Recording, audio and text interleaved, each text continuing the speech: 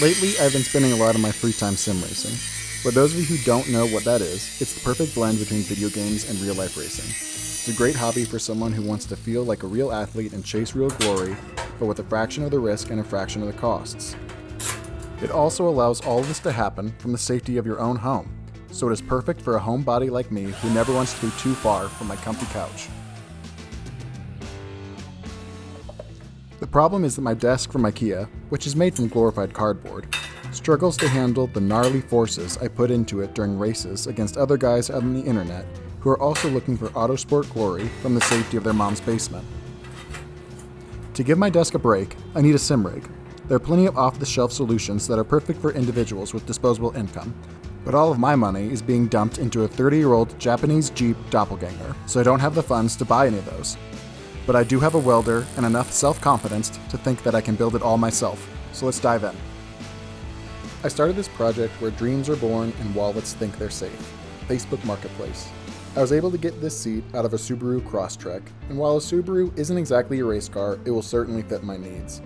Plenty of people shell out the big bucks, installing seats designed for real race cars into their sim rigs in the pursuit of realism and lap time.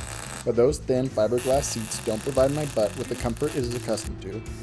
I have accepted that no seat will be able to make me faster with my current skill set, and it won't turn me into Max Verstappen. I do know that this seat will hopefully make sim racing a bit more fun and maybe, just maybe, make me a little bit faster. Not because of the seat itself, but because of the frame it is attached to. My steering wheel pushes forces into me so I can feel the virtual road, and I push forces into the brake pedal to try and not run off that road. It is really hard to accurately drive a car when sitting in a chair from my dining room table. Currently when I brake, my chair tries to leave the ground, and that is not the motion simulator platform you may hear other sim racers talk about. So the main goal of the setup is stiffness, and the second priority is style. Thankfully, metal is very stiff, and my mom tells me the things I make look cool, but the jury is still out on whether that is true or not. It's simple enough connecting the seat to the body of the frame, since the connections are so short, which means there won't be too much torque to deal with. But as the supports for the pedals and the wheel get a bit more lengthy, we have more torque that starts to sneak in. But since I already graduated college and have tucked all of my engineering textbooks away in the attic, never to be seen again, we're not going to do any calculations here, and I'm just going to wing it. If all else fails, I can add more steel later on. Even though I have probably forgotten most of the engineering knowledge I learned in college, sorry Mom, I do still remember a few things, and thankfully in this moment I remember that triangles are good, and they look cool. In addition to that, they trick people into thinking I know what I'm doing. So I just cut out a ton of these little pieces, demonstrated my kung fu skills, and welded them into a sick-looking lattice of steel.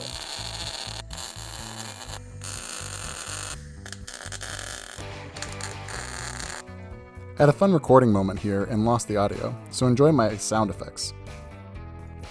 I am straight up guessing at where these uprights should go and praying that I am right. I couldn't find a WikiHow article on how to build a sim rig, and Yahoo Answers didn't have the answers I was looking for. So not only is the strength a guess, but so is the geometry.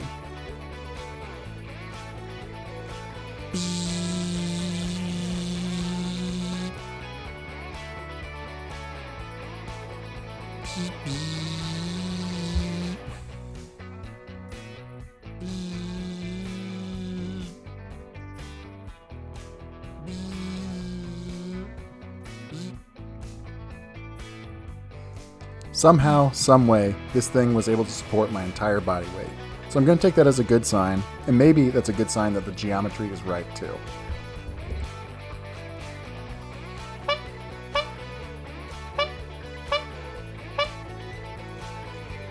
With the bones of the frame completed, it was time to move on to connecting the wheels and the pedal to the rest of it.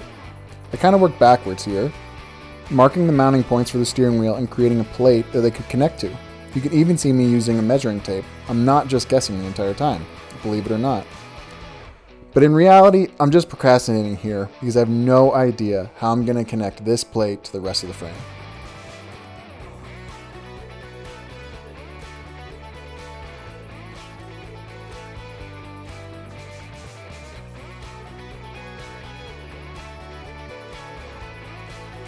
It's a breath of fresh air for me to work on mounting the pedals. I decided to just use a piece of MDF here, I have way more experience with wood and it works great. It saves me from having to fabricate anything too complicated, and it allows for more flexibility. If down the line I need to move or change the pedals, I can just drill into this same sheet of MDF and no major fabrication will need to be done. I did still need to figure out how to connect the wood to the frame, and I got to use an exciting new piece of hardware to do that, riv nuts. These things are magic. They basically let me squeeze threaded inserts anywhere I want. This will make the MDF board easily replaceable in case I ever get a ton of splinters in my feet and remember that raw wood and bare feet don't play nice together.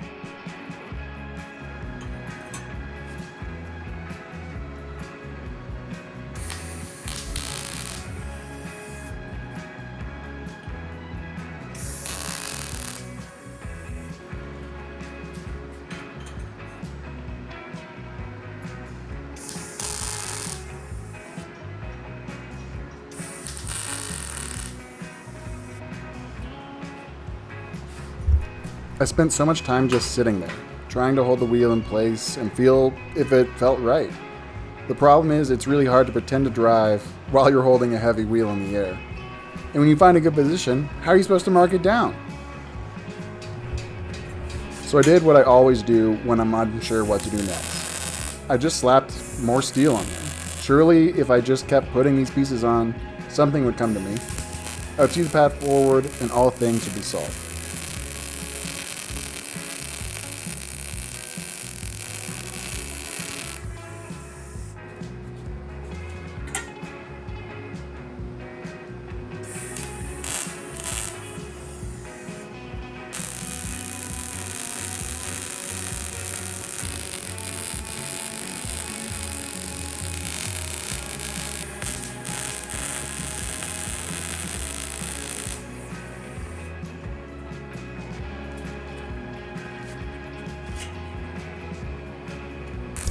But I forgot the killer combo. I couldn't do it with just adding steel. I needed one more thing to make it the perfect solution. A hammer. With a little persuasion from the hammer working together with the random bits of steel I added, I was able to wedge the wheel in position and get to really feel what the steering position would be like. I welded the wheel in place and it was definitely right the first time. No chance I had to cut this out and weld it back any other different times.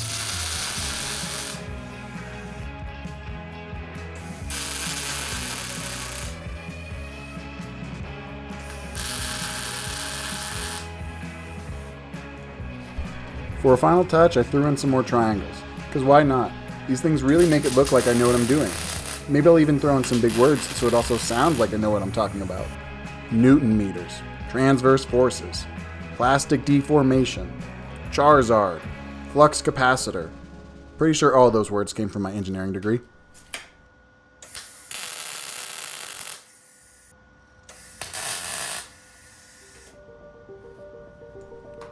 With the frame of the rig complete, I look around and still see plenty of welds that aren't as beautiful as I would want, that aren't perfect dimes. Welds that internet welding armchair experts would rip apart. So I break out the grinder and I get to work. Trying to hide the imperfections, trying to hide the shame, grinding and grinding and grinding. As the kids say, I am on that grind. Because someone very wise once told me, a grinder and paint make me the welder I ain't. So once the grinder has done all the work it can do, I waddle through the door with this rig and cover the remnants in high-vis orange paint. Because sometimes it's best to hide our mistakes in plain sight. And while I still need the grinder and paint today, maybe one day I won't, once I'm the welder I ain't.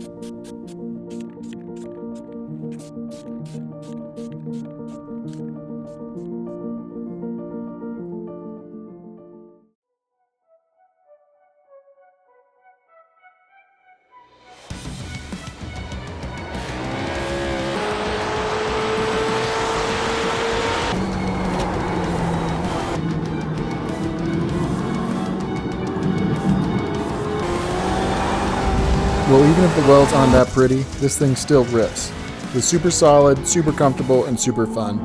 I'm so excited to join some races and get some use out of this sim rig. I hope you all enjoyed the build. Let me know what you think of the end result. I have lots of exciting projects coming up soon, so make sure to subscribe so you don't miss it. I'll see you all next time.